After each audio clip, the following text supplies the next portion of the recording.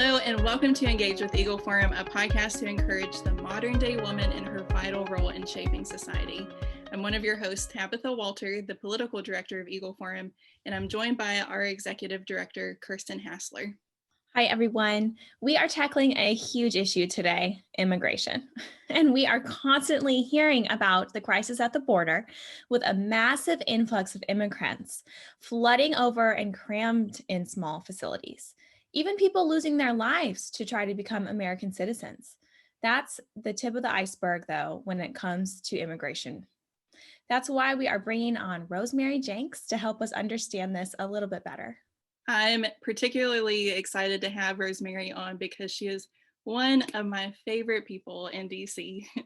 And from what I hear, she was one of Phyllis Schlafly's favorites too. So let me read a little bit about Rosemary and what she does. Rosemary Jenks is the Director of Government Relations for NumbersUSA, a nonprofit immigration reduction organization with more than 9 million members across the United States. Ms. Jenks has worked on immigration issues since 1990, and prior to her work with NumbersUSA, she spent 2 years as an independent immigration consultant providing research and legislative analysis to immigration reform organizations across the country. Then before that, she was the director of policy analysis at the Center for Immigration Studies, a Washington, D.C. based immigration think tank. She has testified before both the House and Senate immigration subcommittees on several occasions, before the bipartisan Jordan Commission on Immigration Reform, and before numerous state legislative bodies.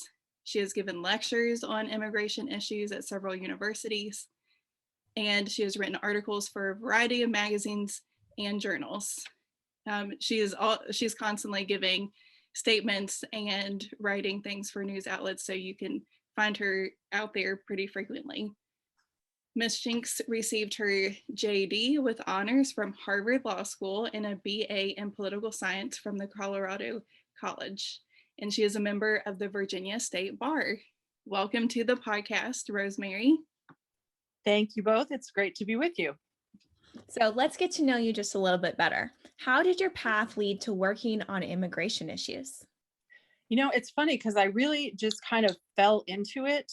After college in Colorado, I decided I was going to move to Washington and just loaded up a U-Haul and drove to DC and started applying for jobs that were in the newspaper. And the first interview I actually went to was the little tiny organization that dealt with immigration issues. And so I took that job and I worked there for long enough to meet the former director of the Center for Immigration Studies, the director at that time, and asked him for a job. And so I pretty much immediately just started working at the Center for Immigration Studies. And it was a little bit weird because my mother was a legal immigrant from Australia. And, you know, I spent my childhood making fun of her for being an alien. We just thought that was hysterical. But, you know, immigration had never really crossed my mind. I hadn't given it any thought until, you know, that first job. And I started thinking, wow, this has like a major impact on the country. And so I just kind of got sucked into it. And now I don't think I could even talk about anything else. Yeah. We've spent or at least I've spent some time in your office, and you are one of the few people we can trust in DC on the immigration issue. So we certainly appreciate your expertise on that. We just love working with Eagle Forum. And I have to tell you, I miss Phyllis so much. She is just such a treasure. And I remember telling my mother the first time Phyllis asked me to do a training session for her lobbyists. And so I called my mother and I said, "You're never going to believe this. Phyllis Schlafly wants me to train her people." And my mother burst into tears. Aww. She was like so excited. So it was wonderful. Phyllis was just such a treasure. Mm-hmm. It's a sweet story. And when Phyllis asks you to do something, you do it. Well, Phyllis didn't really ask. Phyllis told you what you would be doing. Yeah. Well, there is a burning question out there that we have to know. Is NumbersUSA anti-immigration? No. Numbers USA is not anti-immigration. Numbers USA believes that America's immigration policy should put American workers first. So if we have sectors of the economy where we don't have enough workers, we should bring them in. If we, we should always bring in spouses and minor children. Family unity is important. But there is no reason for us to be importing mass poverty, which is what our immigration system does now. And we're seeing that at the border under the Biden administration, where they're just letting people in with very low education levels, very low skill levels, who don't speak English, and who are going to compete with poor Americans for jobs. So that's our real issue. We want the numbers reduced so that American workers don't have to compete with foreign workers who are willing to be paid less. If you start out with the viewpoint that all of our policies should be set with Americans first in mind, it's not that difficult. You can come up with a rational immigration policy that serves our national interest. Right. Yeah, and really, before we take a deep dive into these issues, we should probably make a distinction between immigrants who are coming over the Mexico-US border illegally versus those who obtain visas. Can you talk a little bit about the differences between those two options and what problems we're facing with both?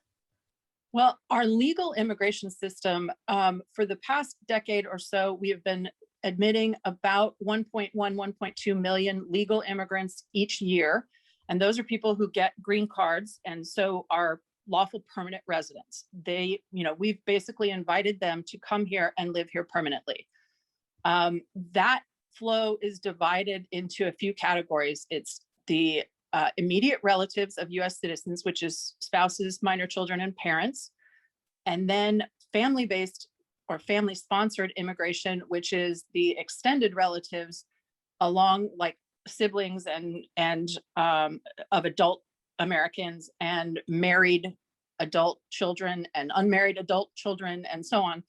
And then we have an employment-based system that is tiered for different skill levels.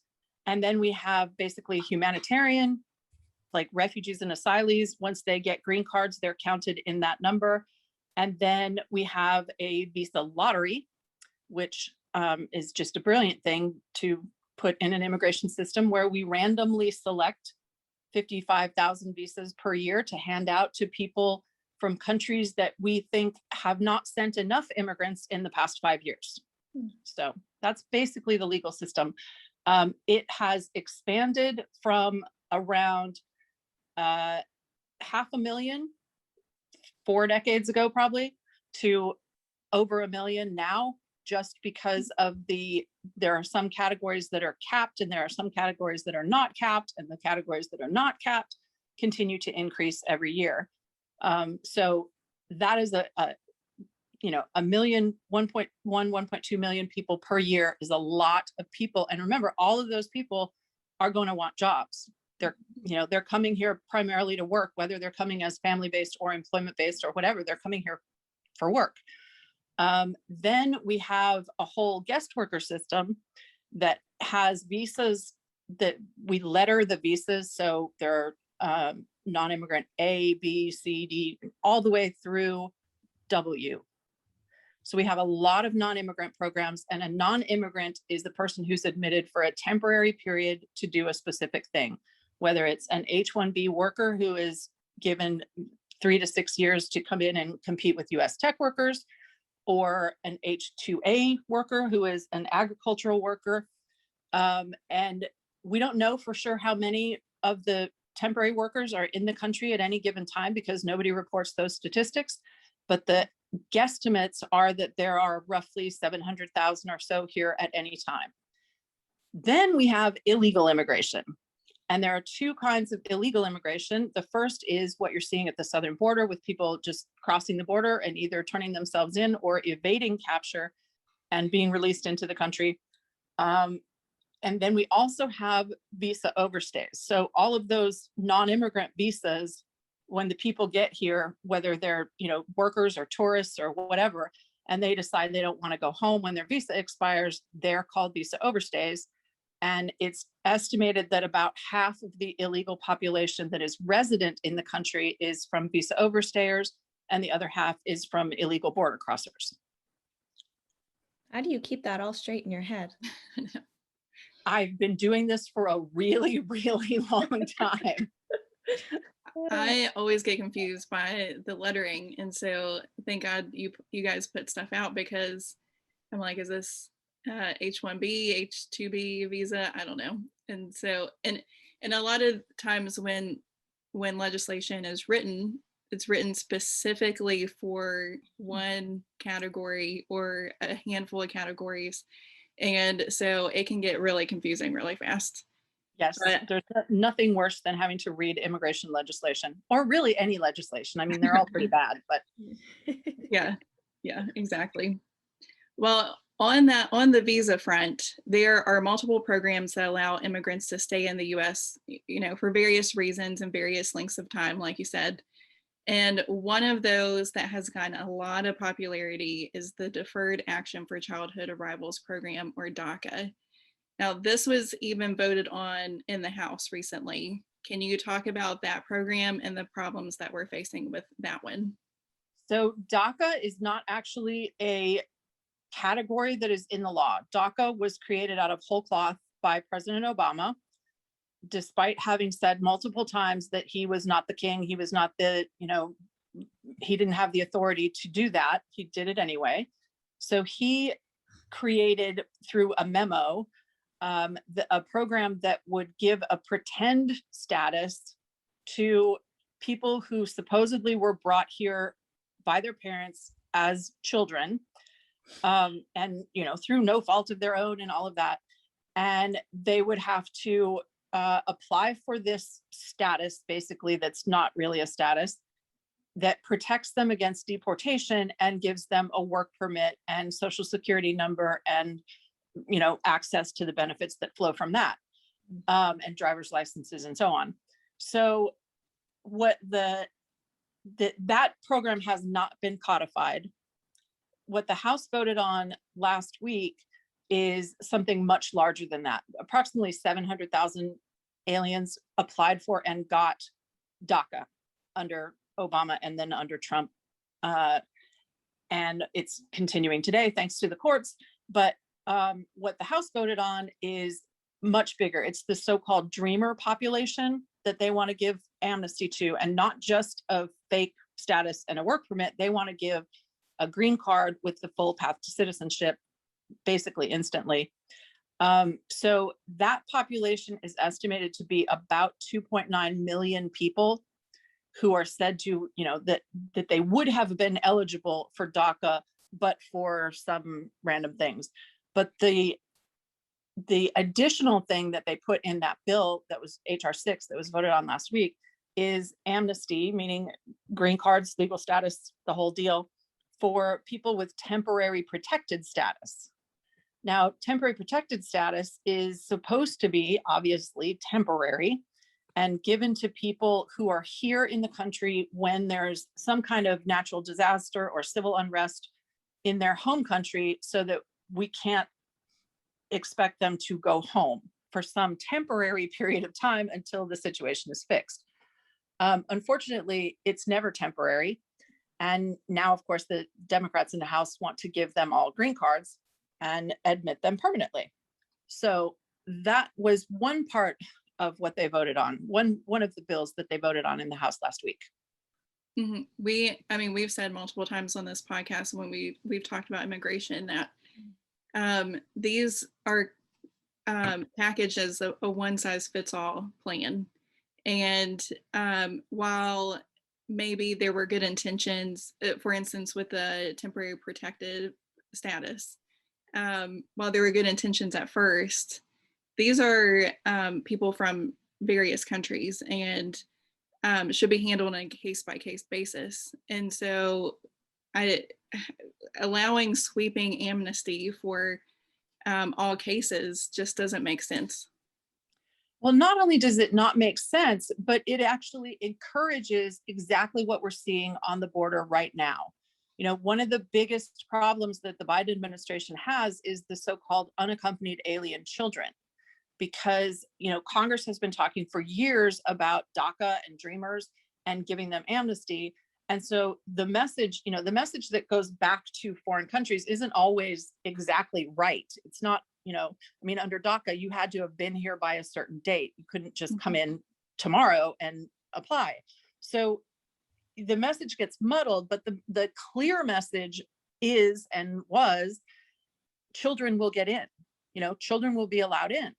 And so children are coming, which means that children are being put in the care of cartels who smuggled them here and, oftentimes sexually assault them, physically assault them. It's just a disastrous message to be sending. And it results in exactly what we're seeing at the border right now. Right. It's so sad. There really is clearly a crisis right now at the southern border. And it's so bad that President Biden recently told immigrants to stop coming over. That's hard to do when he's also offering proposals to grant amnesty to individuals and refusing to deport them. Biden is saying that he inherited this from President Trump. So what do you see are the biggest differences already between the two different presidential administrations? Well, the very first thing that Biden did when he got into office was go through all of President Trump's executive orders and reverse them without thinking about consequences, without caring about consequences. He just reversed all of them because they were Trump policies, including the Remain in Mexico policy for asylum seekers, the ban on travel by people from terrorist sponsoring countries who present a clear security threat. All of it. He just reversed them because they were Trump policies. The resulting border crisis, he then says, is Trump's fault, which is it's just ludicrous. The numbers of illegal aliens coming across the border started to go up under the Trump administration. And of course, we had a surge in 2019, which is when Trump responded by doing the Remain in Mexico policy and trying to get Congress to act, which they never did. But the fact is that the most recent spike in numbers, yes, it started under the Trump administration when candidate Biden started promising amnesty and a moratorium on enforcement. There's a direct connection there. It has nothing to do with Trump. Trump actually left Biden the tools he needed to keep the border secure. And Biden completely failed through largely the messaging that, welcome, come on in. He actually said during the campaign, I want them to surge the border when I'm president. And they did. Right. Shouldn't It's crazy. be surprised, I guess. Yeah. Now he has a comprehensive plan that hasn't went up for a vote yet in Congress. It's kind of hypocritical to say don't come across, but then offer all of these incentives to actually come across. What kind of things in his comprehensive plan are we going to see when that hits the floor? Well, hopefully we will never see that. It is literally the most radical piece of legislation that I have seen in my, however many years it is now, 26 years in Washington. It is amnesty for every single illegal alien who was in the country as of January 1st of this year. And how hard would it be to print out a fake rent receipt that says you were here, in December? It is more than doubles legal immigration, just like tax on numbers right and left. So basically over the next 10 years, if that were enacted over the next 10 years, we would see an increase of roughly 37.5 million people. Wow. That's massive. When you think about current legal immigration, 1 million a year, so 10 million over 10 years, or just over that, 11 million to 37 million people. Wow. Is crazy. And it only grows from there. And that's a conservative estimate. That, doesn't factor in any kind of projections of growth. It's just what his actual bill says. So, it's just insane, and zero enforcement, no enforcement whatsoever. So basically he's giving amnesty to everyone who's here and inviting the next 11, 12, 20 million illegal aliens to come into the country at the same time to prepare for the next amnesty. Mm-hmm. Yeah, and we're just beginning to recover the economy after COVID. It doesn't make sense to have 37 million additional people who need jobs, including, on top of that, Americans who need jobs as well, who lost their jobs during COVID. So yeah, that's insane. And the economy is not going to fare too well if that's the case. Well, and you have to think about what is in the minds of the Democrats. I mean, do they really have such disregard for American working people? It's hard to believe, but I mean, there's no other explanation that they really do prefer to bring in foreign workers rather than let Americans have jobs. Mm-hmm. It really is astonishing, the complete disregard for the American people. And I mean, who do they think's going to pay the taxes that they're so happy to spend? Right. It's just nuts. Exactly. There obviously are so many facets of this problem, and a ton of differing opinions in Congress. That's the only good thing about this. Right. Well, it's good because when a lot of people have differing opinions, it slows things down. That's right. But what do you think are the best measures to start fixing this immigration problem? If you were in Congress, what would you be proposing? Well, there are a number of things. First of all, I think that the legal immigration system needs to be fixed so that, first, I think the numbers need to come down, because we don't need 1.1 or 1.2 million new workers coming into the US every year. We need to figure out what our economy actually needs. Plus, the spouses and minor children, obviously, of US citizens. Any citizen should be able to marry whomever he or she wants and bring them here if they're from a foreign country. And there should be no restrictions on that, unless they're, a terrorist or something. But as far as the rest of the system, a merit-based system would make more sense than what we have now. Senator Cotton has introduced the RAISE Act for the last few Congresses that would set up a merit-based system and reduce the numbers somewhat. Then on illegal immigration, we have got to get a grip on our asylum system, because you can't have people coming to the border and claiming asylum, knowing that they're claiming it fraudulently, and then releasing them into the United States until a court date that I think at this point it's like 6 years before their first court date in many cases. And then they either, don't show up for the court date, or if they do show up and they're denied asylum, they're given a removal date that they're supposed to show up for. And, if you're an illegal alien and you've been told to show up to be deported, are you going to show up? No. And they don't. Right. So, all of that is just crazy. And one of the biggest solutions, and President Trump had this right when he negotiated agreements with Mexico and Guatemala and El Salvador and Honduras, we need safe third country agreements so that you have to apply for asylum in the first safe country that you get into. So if you're traveling here from Guatemala, you would have to apply for asylum in Mexico. Mexico has an asylum system. And we can help Mexico if it needs to build that out better. We can help there, but we should not have to take in every single person who decides that America is the place to be. I mean, there are millions of people around the world who want to be in America, and, it's just not possible. We can't survive as a country if we don't put limits on our immigration system. And that includes asylum. Even though we have international agreements in the Geneva Convention and all of that, we still have to have limits. And if we are applying the asylum rules strictly, which we should be, then we can take our share of asylees and refugees and so on. But the fact is that we're better off and they're better off if we help them closer to where they come from. And this is true of the refugee program too, where we take people from near their home countries. I mean, refugees are supposed to be people who apply from outside of the United States and are brought here.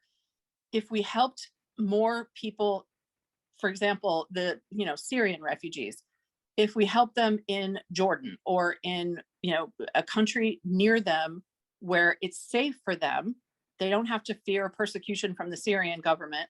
But when the situation in Syria changes, they can go back home rather than bringing them here permanently. And in fact, with the amount of money that we spend on bringing one refugee to the United States, we could help dozens in another country. We could provide them with food and shelter and medical care and so on. So it would be much more cost effective to help people near where they are than to bring them here. And it wouldn't hurt American workers at the same time. Yeah, and it sounds much more humane as well. Yeah. Yep. Yeah. Well, NumbersUSA puts out a lot of timely emails, just like Eagle Forum does. So we'd love to direct our listeners over to you guys. Where can they go to follow your efforts? NumbersUSA.com is our website. We're on Facebook and Twitter and Parler, and mostly Facebook and Twitter. We're not as active on the others yet, but at NumbersUSA. And we would love to have people come over and see what we do. And our whole purpose in life is to make it easy for regular average Americans to contact their members of Congress and let them know how they feel about immigration issues that are coming up. So we have a system that makes it really easy to just click a button and send an email or, make a phone call or whatever to your member of Congress and let them know how you feel about these amnesty bills and the border surge and so on. So yeah, NumbersUSA.com. Perfect. And we'll post that information on our social media this week and then in our show notes as well. We know one thing is for sure, you will have something to work on for quite a while. Yes, I will not be bored anytime soon. Yeah. Well, thank you, Rosemary, for joining us. If you are listening to our podcast, be sure to subscribe, share with your friends, and leave us a review. You can find us on all of the major social media outlets at engagewitheagleforum.com. From your house to the State House to the White House, this is Engage with Eagle Forum.